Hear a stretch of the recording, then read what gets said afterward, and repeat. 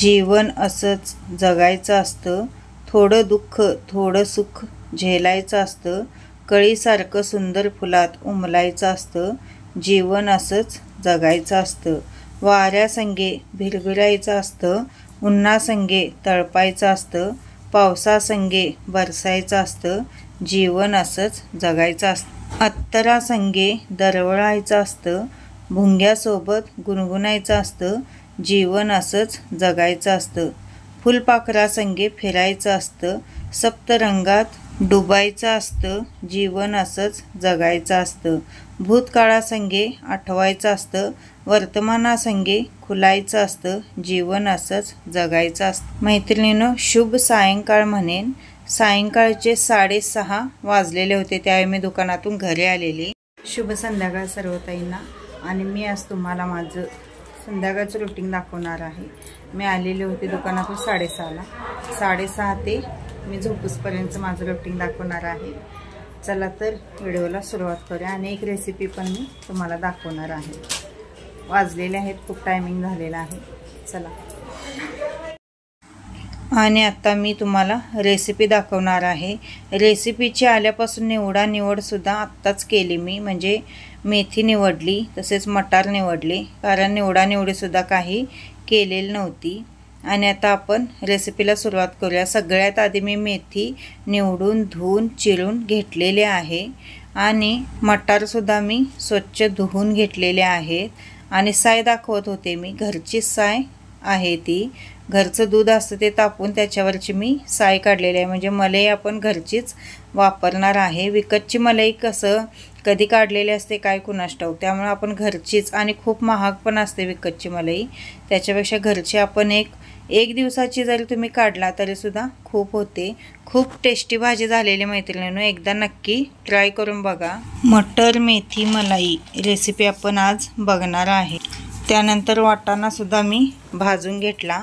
तेल बिन टाकताच भाजलेलं आहे, कारण आपण मेथी भाजलेलं थोडंसं तेल त्यामध्ये होतं, त्यामुळे तेल काय मी टाकलं नाही. सगळं जिन्नस आपण भाजून घ्यायचं आहेत. कांदा टोमॅटो खूप घ्यायचा या भाजीला, कारण ग्रेव्ही कांदा टोमॅटोची जास्त लागते. आणि तसेच लसूण, आलं, काजू वापरू शकता, पण माझ्याजवळ काजू काय नव्हते. आणि इथे तुम्ही तेलाऐवजी बटरसुद्धा वापरू शकता. मी तेल वापरलेलं आहे.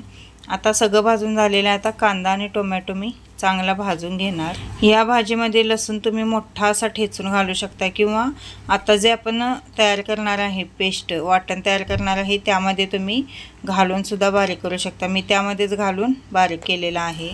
आणि मेथी आणि मटार एकत्र भाजून ठेवलेले आहेत मी. ही भाजी तुम्ही भाकरीसोबत, चपातीसोबत, किंवा जे तयार आपले परोठे मिळतात बघा त्याच्यासोबत सुद्धा खाल्ला तरीसुद्धा खूप छान लागते. अगदी हॉटेलचा फील येणार ही भाजी खाल्ल्यावर. इतकी टेस्टी भाजी झालेली होती. त्यानंतर इकडे श्री मला मदत करत आहे. मिक्सर मी लावून देतो मम्मी म्हणाला, म्हणून त्याच्याकडे मी मिक्सर लावायला दिलेला आहे. आणि वाटण तो बारीक करून देत आहे मला. कोणीतरी अशी थोडीशी जरी मदत केली तर खूप बरं वाटतं आपल्याला. पण यामध्ये तुम्ही गरम मसाल्याचा वापर करू शकता. मी बिन मसाल्याची भाजी केलेली, तुम्हाला माहितीच आहे आमच्यात जास्त मसालेदार जेवण चालत नाही. यामध्ये तुम्ही खडे मसाले सगळे भाजून घालू शकता, किंवा गरम मसालासुद्धा वापरू शकता, किंवा सांबार मसाला जरी घातला तरीसुद्धा खूप छान भाजी होते. पण मी अशी सिंपलच भाजी केलेली होती. सगळं निवड करून जर आपल्याला करायचं म्हटलं तर खूप वेळ होतो. आधी जर आपली पूर्वतयारी असली तर मग कोणतीही कामं करायला आपल्याला वेळ लागत नाही. पण माझी पूर्वतयारी कोणतीच नव्हती. भाजीची पेंड्या मी 2-3 आणून ठेवलेल्या, पण लागल तशा मी निवडून केलेल्या होत्या. आणि आता शेवटची एक राहिलेली भाजी मी आत्ता एक पेंडी निवडली. आता कांदा टोमॅटोची ते पेस्ट झालेली आहे. पण मी आता ती जी आपण मलाई घेतलेली होती, मलाई थोडीशी मी मिक्सरला फिरवून घेणार आहे. अशीच जर मलाई तुम्ही भाजीमध्ये घातला तर साय तशीच राहणार, ते अजिबात मिक्स होणार नाही. पण एकदा तुम्ही जर असं थोडंसं मिक्सरला फिरवून घेतला की ती साय पूर्ण व्यवस्थित भाजीमध्ये एकजीव होते. आणि आता आपण फोडणी मारायची आहे. इथं तुम्ही बटर वापरू शकता, मी तेल वापरलेलं आहे. आता तेल घातलेलं आहे, जिरं मोहरी घालायचं आहेत. आणि त्यानंतर जो आपला मसाला होता तो मसाला घालायचा आहे. कांदा परत टोमॅटो बारीक केलेला मसाला घालायचा आहे. मसाला चांगला तेलात भाजायचा, तो भाजला जातो कारण की आपण आधी भाजून घेतलेलं होतं, टोमॅटो आणि कांदा भाजून घेतलेला, त्यामुळे या मसाला भाजायला वेळ लागत नाही। भाजल्यानंतर त्यामध्ये हळद आणि लाल तिखट घातलेलं आहे, घरचं लाल तिखट आहे ते घातलेलं आहे, दुसरा कोणताच मसाला मी या भाजीमध्ये वापरलेला नाही। आणि तेलात चांगलं चटणी वगैरे भाजून घेतली आणि त्यानंतर मग आपण जे मटार आणि मेथी भाजून घेतलेली होती ती घातली। या पेस्टमध्ये तुम्ही काजू किंवा मगज बी जरी वापरला तर खूप छान लागतं। ज्यावेळी आपण कांदा आणि टोमॅटो भाजत असतो त्यावेळी ते मगज बी आणि काजू तुम्ही घालून, जरी मगज बी किंवा काजू काहीतरी एक घेतला तरी पण चालतं। हे बघू शकता तुम्ही, एवढीच मलाई माझ्याजवळ होती कारण की मी आत्ता दूध आणलेलं त्याचं गरम करून साय काढलेली, गार करून बारीक उशीरपर्यंत दूध तापवलं आणि त्याची साय काढली आणि तीच मलाई मी इथं मिक्सरला फिरवून वापरलेली आहे। पण तेवढ्याशाच मलाईची किती छान भाजी झालेली, एकच नंबर मस्त झालेली भाजी। ही भाजी एकेकांना आवडते आणि एकेकांना आवडत नाही, कारण मेथी थोडी कडू असल्यामुळे कडवटपणा या भाजीला थोडासा लागतो। पण माझ्यात कसं झालेलं तर मेथीचं प्रमाणच कमी होतं, त्यामुळे अजिबात भाजीला अशी कडवटपणा आला नाही। ज्यांच्यात मेथी जास्त खात नाही त्याने मेथीचा वापर कमी करा आणि मटार जास्त वापरा, पण मेथीशिवाय ह्या भाजीला थोडी कसं टेस्ट येत नाही, त्यामुळे मेथीचा वापर हा पाहिजे। जर तुमच्या घरामध्ये खात नसतील मेथी तर हा ऑप्शन खूप चांगला आहे बघा। मेथी यामध्ये घातली आहे असं वाटत पण नाही, फक्त काय करायचं, खात नसले तर मेथीचं प्रमाण जरा कमी करायचं आणि मटारचं प्रमाण वाढवायचं, म्हणजे खूप छान भाजी लागते। इथे थोडंसं पाणी घालून घेतलेलं आहे मी आणि मीठ घातलेलं आहे चवीनुसार, बाकीचं दुसरं कुठलंही काही घातलं नाही। वरनं तुम्ही कसुरी मेथी जरी घातला थोडीशी तरीसुद्धा भाजीला टेस्ट खूप चांगली येते।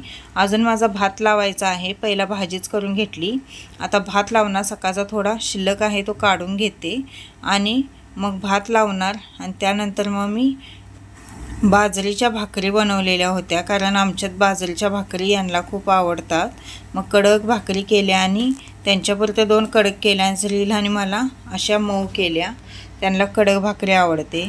ही भाजी शिजायला सुद्धा अजिबात वेळ लागत नाही, कारण मेथी शिजायला पण वेळ लागत नाही आणि मटार पण आपले ताजे असल्यामुळे शिजायला अजिबात वेळ लागत नाही। कुकरमध्येच मी भात लावते बघा, पातेल्यामध्ये शक्यतो मी कधी तरच भात लावते, नाहीतर कुकरमध्ये लावते, कारण कुकरमध्ये भात लावल्यामुळे कसं होतं, गॅसची तर बचत होतेच आणि वेळेची पण बचत होते, पटकन भात शिजला जातो। आणि एखाद्या वेळेस जर सकाळी शिल्लक राहिला तर थोडंसं पाणी घालून गरम एखादी शिट्टी केलासा, गरम केलासा की परत असा ताजा भात तो तयार होतो, त्यामुळे मी शक्यतो कुकरलाच भात लावते। हा छोटा कुकर आहे तो मी भातासाठीच घेतलेला आहे, जेणेकरून भात त्यामध्ये होऊन जातो। माझ्याकडे जवळजवळ 4 कुकर आहेत, बाहेरच्या टोपणाचे 2 कुकर आणि आतल्या टोपणाचे 2 कुकर, असे 4 कुकर आहेत माझ्याकडे। पण त्यातल्या आता जवळजवळ मला वाटते 2 खराब झालेले आहेत आणि 2 चांगले आहेत, जरासं रिपेअर करून आणायला पाहिजे, म्हणजे वापरात येतील। भात करत असताना तांदूळ धुवून घ्यायचं आणि थोडा वेळ भिजत ठेवायचं तांदूळ, त्याने सुद्धा भात खूप चांगला होतो। पण माझ्याकडे इकडे वेळ नव्हता, त्यामुळे मी लगेचच काय केलेलं आहे तर ठेवलेला आहे, नाहीतर तांदळात पाणी घालून एक थोडा वेळ भिजत ठेवायचा आणि भात शिजवत असताना आपण एक तमालपत्र त्यामध्ये टाकायचं, म्हणजे भाताला स्वाद खूप छान येतो। एकदा नक्की ट्राय करून बघा तुम्ही, किंवा भात शिजवताना घालायचं ते पान पण मिळतं बघा वासाचं, त्याने सुद्धा खूप छान वास येतो भाताला। आणि यांचं काय चाललेलं आहे बघा, तर बंड्या आमचा कसा कुशीत जाऊन बसलेला आहे निवांत, आणि इथे मी तुम्हाला टायमिंग दाखवत आहे आणि याचं काय चाललंय बघा, हात करत आहे, दाखवू नको म्हणत आहे। 10ला 10 मिनटं कमी आहेत, म्हणजे अजून 9:30 वाजलेले आहेत, तर माझ्या अजून भाकरी करायच्या होत्या। तिथून आले मी आणि चटणं भाकरी आधी करून घेतल्या आणि पडलेली जेवढी भांडी होती तेवढी आधी घासून घेतली, म्हणजे चहा केलेली आणि जेवण केलेली ती भांडी घासून घेतली आणि मग आम्ही जेवायला बसलेलो आहे, कारण जेवल्यानंतर मग आणि खूप भांडी पडतात। आणि भाजीचा कलर बघू शकता तुम्ही किती छान आलेला आहे, आणि यांना अशी भाकर लागते बघा, एकदम कडक कडक भाकर लागते, तर त्यांच्यासाठी मी शेवटच्या 2 भाकऱ्या तशा कडक करते। आणि भाजी एक नंबर झालेली मैत्रिणींनो, एकदा नक्की ट्राय करून बघा। आणि मी यांना विचारत होते कशी झाली आहे भाजी। गाजराची कोशिंबीरसुद्धा मी केलेली होती, आजूबाजूला टीव्ही वगैरे चालू होती, त्यामुळे मी व्हिडिओचा आवाज म्यूट केलेला आहे आणि मी पाठीमागून व्हॉइस देत आहे, कारण टी व्हीचा सिरियलचा आवाज जर आला तर कॉपीराईट व्हिडिओला येऊ शकतं. आणि आम्ही जेवत आहे आणि हा कसा बसलेला आहे बघा सगळं बघत. आणि सगळ्या ताईंनी दादांनी जेवायला यायचं आहे. बाजरीची भाकरी पण मैत्रिणींनो शरीरासाठी खूप पौष्टिक असते आणि खायला सुद्धा खूप चव लागते. तोंडाला आपल्या चव खूप छान येते. आणि त्यानंतर सगळी भांडी माझी घासून झालेली, तर जेवलेली एवढी भांडी पडलेली आहेत बघा.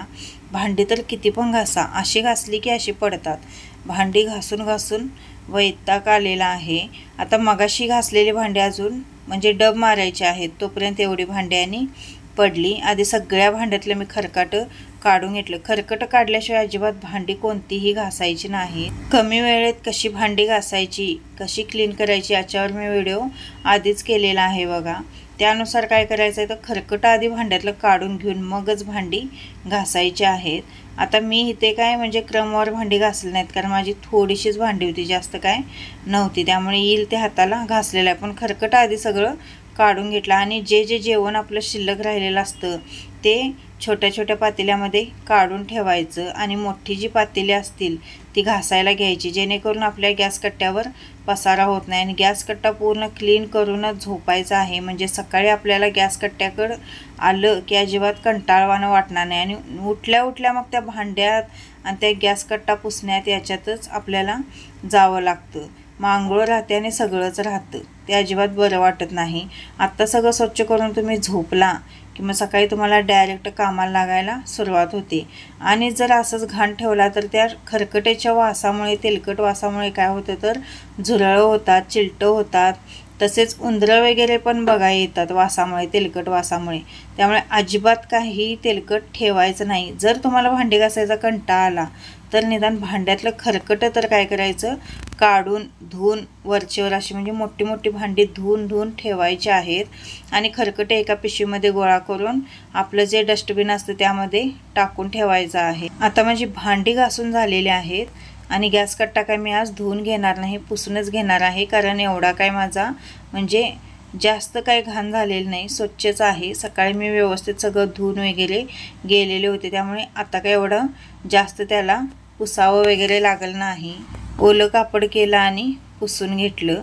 आणि तुम्ही जे लिक्विड मिळतं बघा ते लिक्विड, किंवा घरीसुद्धा तुम्ही लिक्विड तसं तयार करून स्प्रे बॉटलमध्ये घालून तुम्ही गॅस कट्ट्यावरनं मारून जरी एखादं कापड मारला तर कसं होतं तर अजिबात झुरळ किंवा मुंग्या, चिलटं असं होत नाही.